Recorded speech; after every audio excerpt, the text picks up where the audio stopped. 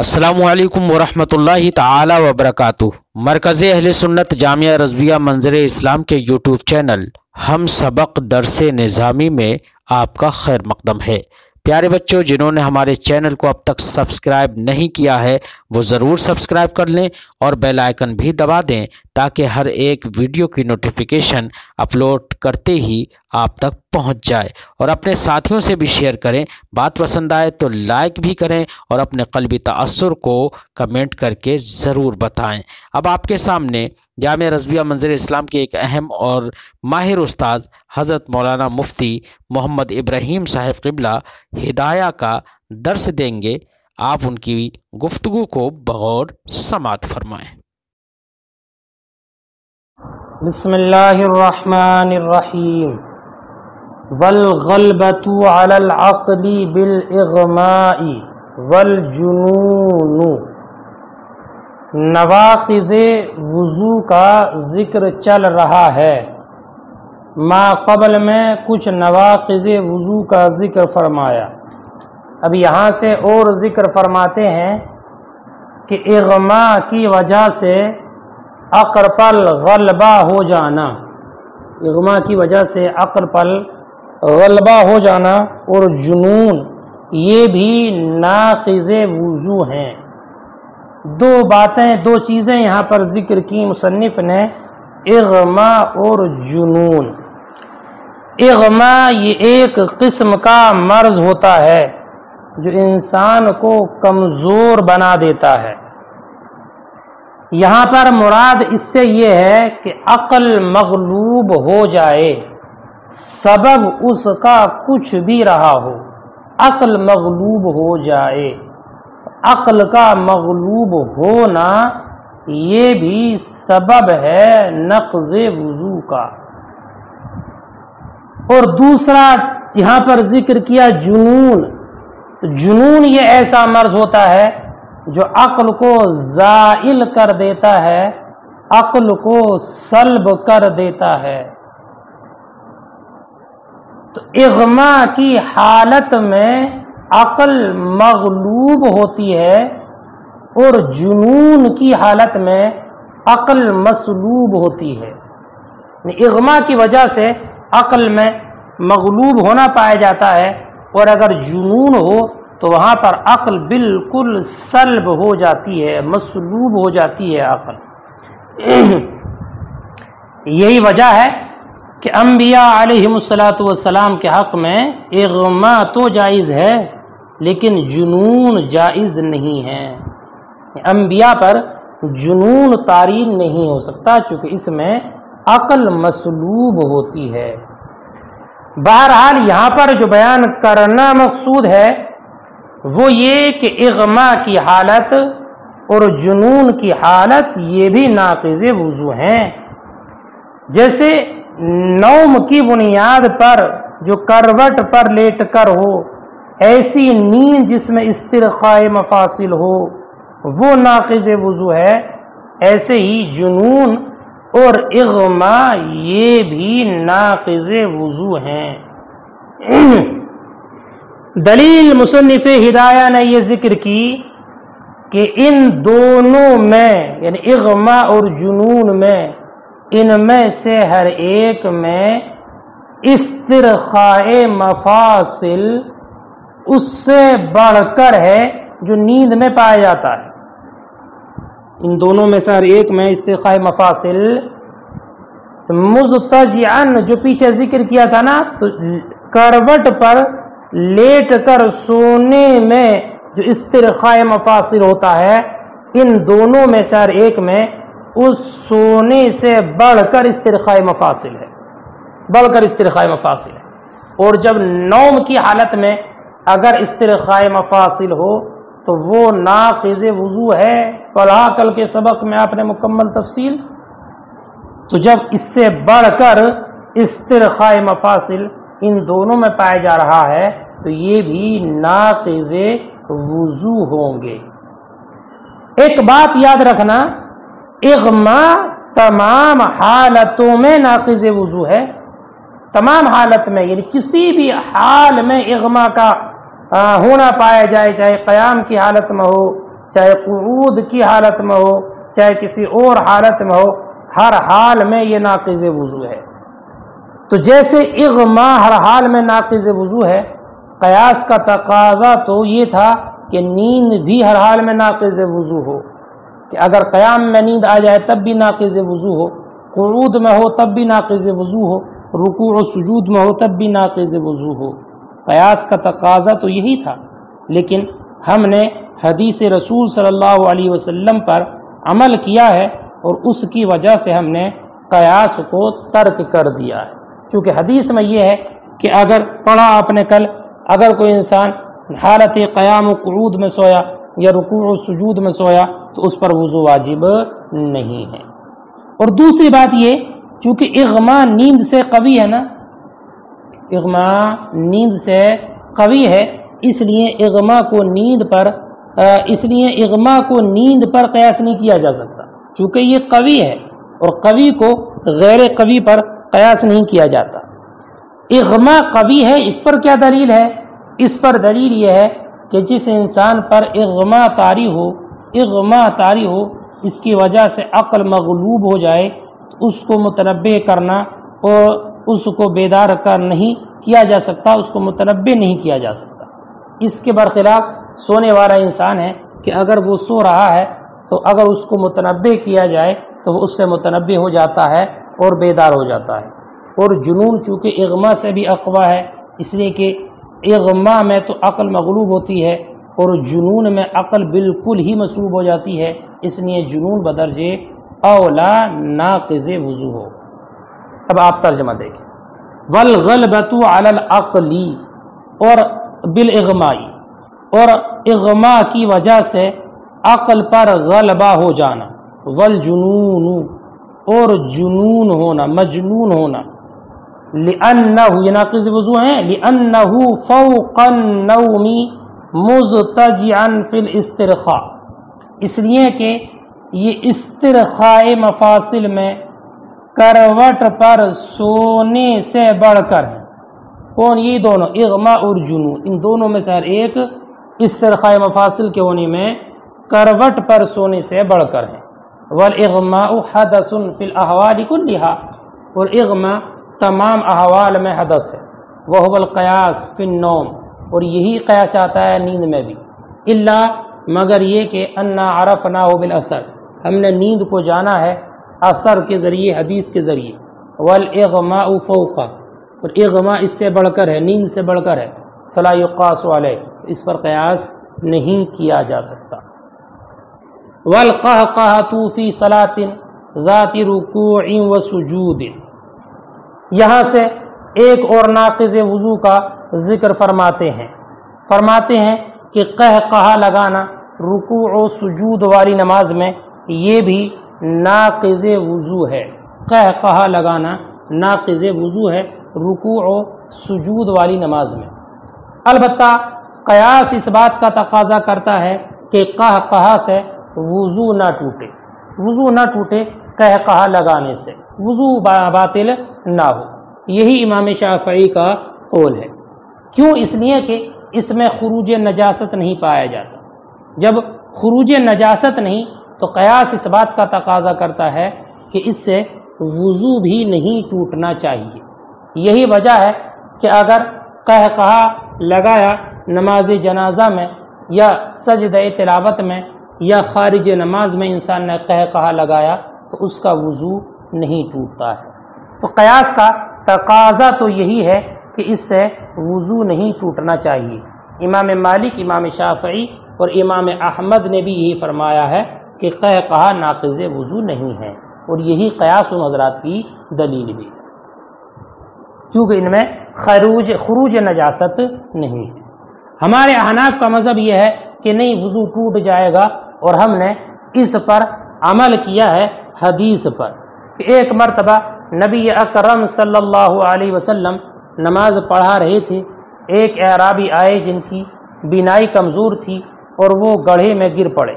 صحابہ کرام جو نماز میں شریک تھے ہنس پڑے، تو آپ نے نماز سے فارغ ہونے کے بعد فرمایا، نماز سے فراغت کے بعد فرمایا، الا من ضحک منکم قہقہۃ فَلْيُعِدِ الْوُضُوءَ وَالصَّلَاةَ جَمِيعًا۔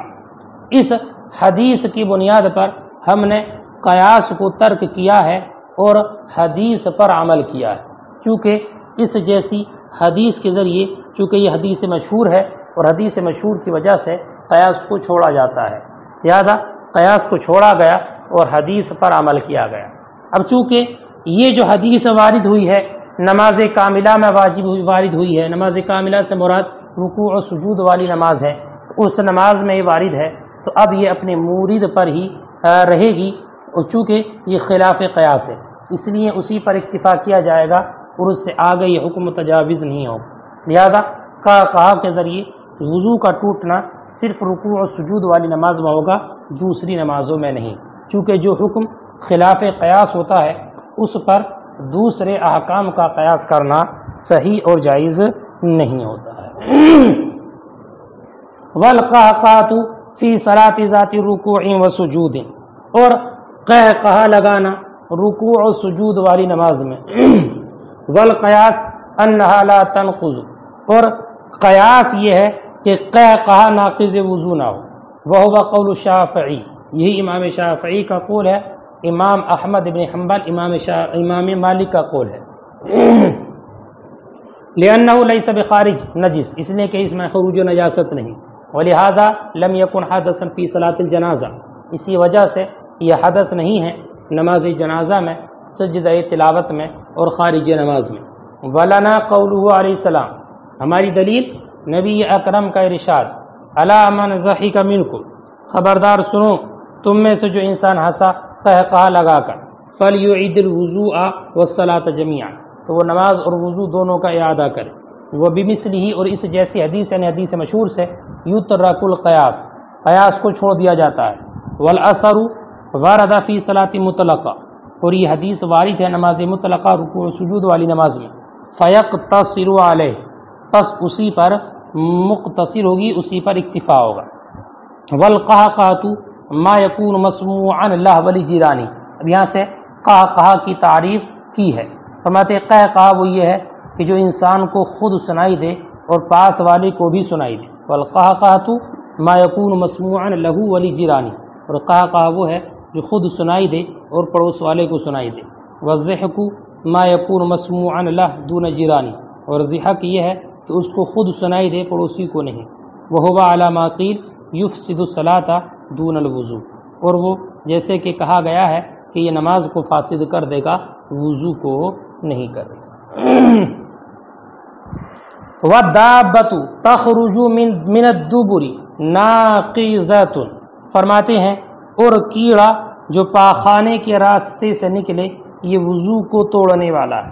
کیڑا جو پاخانے کے راستے سے نکلے، مسئلہ یہ ذکر کیا یہاں پر کہ کیڑا جو پاخانے کے راستے سے نکلتا ہے وہ وضو کو توڑ دیتا ہے، جیسے کہ ریح کا نکلنا وضو کو توڑ دیتا ہے۔ اور اگر یہ کیڑا دبر کے علاوہ کسی اور جگہ سے نکلے، مثلا جسم میں کوئی جگہ زخم ہے، اس زخم سے کیڑا نکلا، یا زخم کے اندر گوشت گل گیا اور وہ گوشت گر گیا اس زخم سے، تو اس زخم سے کیڑے کا نکلنا یا گوشت کا گرنا یہ ناقض وضو نہیں ہے۔ اور یہاں پر دابہ سے مراد کیڑا ہے، والمراد بالدابہ الدودہ، دابہ سے مراد کیڑا ہے، اس کا نکلنا اگر دبر کے علاوہ سے ہو تو یہ ناقض وضو نہیں ہے۔ کیوں؟ اس لیے کہ اگر یہ کسی زخم سے نکل رہا ہے تو نجاست وہ ہے جو اس کیڑے پر لگی ہوئی ہے۔ نفس دودہ یہ نجس نہیں ہے، نفس دودہ یہ نجس نہیں ہے، بلکہ نجاست وہ ہے جو اس پر لگی ہوئی ہے، اور جو اس پر نجاست لگی ہے وہ قلیل ہے، اور قلیل سبیلین کے علاوہ میں ناقض وضو نہیں ہوتی، سبیلین کے علاوہ میں ناقض وضو نہیں ہے۔ تو اب یہ حدث ہے صرف سبیلین میں، دون غیرہما، سبیلین کے علاوہ میں یہ ناقض وضو نہیں ہے۔ تو اب یہ مشابہ ہو جائے گا ڈکار لینے کے اور اس ریح کے جو بلا آواز کے ہو، یعنی وہ ریح جو دبر سے بلا آواز کے خارج ہو اس کے اور ڈکار کے مشابہ ہو جائے گا۔ تو جیسے ڈکار سے وضو نہیں ٹوٹتا، ایسے ہی کیڑا اگر زخم سے نکلا تو اس سے وضو نہیں ٹوٹے گا، اور جیسے ریح سے جو بلا آواز کے ہو وضو ٹوٹ جاتا ہے، اسی طریقے سے اگر یہ دبر سے نکلے تو اس سے وضو ٹوٹ جائے گا، وہ ناقض وضو ہوگا۔ البتہ ہاں اگر وہ ریح جو مرد کے ذکر سے نکلی یا عورت کی شرمگاہ سے نکلی تو وہ ناقض وضو نہیں ہے، اس لیے کہ یہ محل نجاست سے نہیں نکلتی، اس لیے کہ وہ محل نجاست سے نہیں نکلتی، اس لیے اس ریح کی بنیاد پر نقض وضو کا حکم نہیں دیا جائے گا۔ ہاں اگر عورت مفضات ہے، مفضات وہ عورت کہ جس کے پیشاب اور پاخانے کے راستے مل گئے ہوں، مفضات عورت ہے کہ ایسی عورت کو اگر اس کی شرمگاہ سے ریح نکلی تو ایسی صورت میں اس عورت کے لیے وضو کر لینا مستحب ہے، کیونکہ ممکن ہے کہ ریح اس کے دبر سے نکلی ہو، اور جب امکان ہے تو وضو کے استحباب کا اس کو حکم دیا جائے گا۔ دیکھیے وَالدَّابَّةُ تَخْرُجُ مِنَ الدُّبُرِ، اور وہ دابہ جو نکلے دبر سے ناقض ہے وضو کے لیے۔ فَإِنْ خَرَجَتْ مِنْ رَأْسِ الْجُرْحِ، تو اگر وہ نکلا زخم کے سر سے، او سقط اللحم منہ، یا زخم سے گوشت گر گیا، لا ينقض، تو وضو کو نہیں توڑے گا۔ والمراد بالدابۃ الدودۃ، اور مراد دابہ سے کیڑا ہے، وہذا، وہ اس لیے کہ لأن النجس ما علیہا، نجاست وہ ہے جو کیڑے پر ہے، نفس دودہ نجس نہیں ہے، وذالک قلیل، اور وہ نجاست جو کیڑے پر ہے وہ قلیل ہے، وہو حدث فی السبیلین، اور قلیل حدث ہے سبیلین میں، دون غیرہما، ان کے علاوہ میں کہ یہ ناقض نہیں ہے۔ فاشبہ الجساء والفساء، بس یہ ڈکار اور بے آواز خروج ریح کے مشابہ ہو گیا، بخلاف ریح کے۔ مشابہ ہونے کا مطلب یہ کہ جیسے ڈکار سے وضو نہیں ٹوٹتا، ایسی اس سے بھی وضو نہیں ٹوٹے گا کہ اگر نکلے زخم وغیرہ سے، اور بے آواز ریح سے چونکہ وضو ٹوٹ جاتا ہے، اس سے سبیلین سے نکلنے سے وضو ٹوٹ جائے گا، بخلاف اس ریح کے الخارج من القبل والذکر، جو نکلے قبل سے یا ذکر سے، لأنها لا تنبعث عن محل النجاسہ، اس لیے تنبعث من محل النجاسہ، اس لیے کہ یہ نہیں اٹھتی نجاست کی جگہ سے، حتی لو کانت المرأۃ مفضات، یہاں تک کہ اگر عورت مفضات ہو تو اس کے لیے وضو کر لینا، یستحب لها الوضو، اس کے لیے وضو کر لینا مستحب ہے، لاحتمال خروجها من الدبر، دبر سے احتمال کے، دبر سے نکلنے کے احتمال کی بنیاد پر۔ فَإِن قُشِرَتْ نِفْطَةٌ فَصَالَ مِنْهَا مَاءٌ أَوْ سَدِيدٌ أَوْ غَيْرُهُ إِنْ سَالَ عَنْ رَأْسِ الْجُرْحِ نَقَضَ الْوُضُوءُ، نَقَضَ وَإِن لَّمْ يَصِلْ لَا يَنقُضُ۔ ایک مسئلہ اور یہاں پر یہ ذکر فرماتے ہیں کہ اگر کوئی چھالا ہے، اس چھالے کے چھلکے کو ہٹا دیا، چھالے کی جو کھال تھی اوپر کی، اس چھلکے کو ہٹا دیا، ہٹانے کی بنیاد پر اس چھالے سے زرد پانی یا اس کے علاوہ پیپ کی شکل میں کوئی چیز اس سے ظاہر ہوئی، تو اب یہ ناقض وضو ہے یا نہیں؟ اس میں دو صورتیں یہ کہ اس میں سیلان پایا گیا یا نہیں۔ اگر سیلان پایا گیا تو وضو ٹوٹ جائے گا، اور اگر سیلان نہیں پایا گیا تو وضو نہیں ٹوٹے گا، سیلان کا اعتبار ہوگا جیسے کہ دم وغیرہ میں۔ یہ مذہب امام ظفر کے علاوہ فقہائے احناف کا ہے، امام ظفر کے علاوہ کا یہ مذہب ہے کہ اگر سیلان ہے تو وضو ٹوٹ جائے گا، اور سیلان نہیں ہے تو وضو نہیں ٹوٹے گا۔ البتہ امام ظفر اس میں الگ ہیں، وہ یہ فرماتے ہیں کہ دونوں صورتوں میں اس سے وضو ٹوٹ جائے گا، دونوں صورتوں میں وضو ٹوٹ جائے گا، چاہے سیلان پایا جائے چاہے سیلان نہ پایا جائے۔ اور امام شافعی نے فرمایا ہے کہ دونوں صورتوں میں وضو نہیں ٹوٹے گا، یعنی چاہے سیلان ہو تب بھی وضو نہیں ٹوٹے گا، سیلان نہ ہو تب بھی وضو نہیں ٹوٹے گا۔ حقیقت میں یہ جو مسئلہ ہے، یہ مسئلہ خارج من غیر سبیلین کا ہے، کہ خارج من غیر سبیلین امام ظفر کے نزدیک مطلقاً ناقض وضو ہے، سیلان ہو کہ نہ ہو، اور امام شافعی کے نزدیک خارج من غیر سبیلین مطلقاً ناقض وضو نہیں ہے۔ ما قبل میں بھی اس کے متعلق گفتگو گزری ہے، اور ہمارے احناف کا مذہب یہ ہے کہ اگر خارج من غیر سبیلین میں سیلان پایا جائے تو ناقض وضو ہے، ورنہ تو وہ ناقض وضو نہیں ہے۔ آگے امام صاحب ہدایہ نے یہ ذکر فرمایا ہے کہ زخم سے جو خون نکلتا ہے وہ پانی ہوتا ہے یا پیپ ہوتا ہے یا کچا لہو ہوتا ہے۔ اس کے تعلق سے ذکر فرمایا کہ خون جب زخم کے اندر پکتا ہے تو وہ کچا لہو بن جاتا ہے، پھر اور زیادہ پکتا ہے تو وہ پیپ بن جاتا ہے، پھر اس کے بعد وہ پتلا پانی بن جاتا ہے۔ آخر میں ایک بات یہ ذکر فرمائی کہ یہ جو حکم ذکر کیا نا بہنے اور نہ بہنے کا، یہ اس وقت ہے جب کہ اس کو چھیلا، زخم کو چھیلا اور زخم سے بنفسی نفس ہی خود بخود پیپ یا پانی نکلا۔ البتہ اگر اس زخم کو دبایا، اس کو نچوڑا اور نچوڑنے کی بنیاد پر اس سے پانی نکلا یا پیپ نکلی تو وہ ناقض وضو نہیں ہے، اس لیے کہ یہ مخرج ہے، خارج نہیں۔ اب ترجمہ دیکھیں، فَإِن قُشِرَتْ نِفْتَةٌ، تو اگر چھیلا گیا چھالے کو، فَسَالَ مِنْهَا مَاءٌ، اس سے بہہ نکلا پانی یا پیپ، او غیرو یا اس کے علاوہ، ان سالا اگر بہ گیا عن راس الجرحی زخم کے سر سے، ناقضا وضو کو توڑ دے گا، وَإِن لَمْ يَسَلْ اور اگر نہ بہا لا ينقض تو وضو کو نہیں توڑے گا۔ وقال زفر، اور امام زفر نے فرمایا ينقض فی الوجہین، دونوں صورتوں میں توڑ دے گا، اور امام شافعی نے فرمایا لا ينقض فی الوجہین، وہی مسئلۃ الخارج من غیر سبیلین، اور یہ مسئلہ ہے اس کا جو نکلنے والا ہو غیر سبیلین سے۔ وہذی الجملہ نجیسہ، البتہ یہ سب کے سب ہوں گے ناپاک، یعنی پانی بھی، پیپ بھی، یہ اس کے علاوہ کچا لہو وغیرہ بھی۔ لأن الدم ينزج فيصير قيحا، اس لیے کہ خون پکتا ہے تو کچا لہو ہو جاتا ہے، ثم يزداد نضجا، پھر وہ اور زیادہ پکتا ہے، فيصير صديدا، تو وہ پیپ بن جاتا ہے، ثم يصير ماء، پھر پانی بن جاتا ہے۔ ھذا، یہ حکم اس وقت ہے اذا قشرها، جب اس کو چھیلا، فخرج بنفسه، تو خود اس سے پیپ وغیرہ نکلی۔ واما اذا عصرها، البتہ اگر اس کو نچوڑا دبایا، فخرج بعصره، تو نکلا اس کے دبانے سے، فلا ينقض، تو وضو کو نہیں توڑے گا، لأنه مخرج، اس لیے کہ یہ نکالا گیا ہے، وليس بخارج، اور یہ نکلنے والا نہیں ہے۔ واللہ اعلم، اور اللہ رب العزت زیادہ جاننے والا ہے۔ یہاں تک مصنف نے نواقض وضو کے ذکر کو مکمل فرما دیا۔ اگلی فصل میں غسل سے متعلق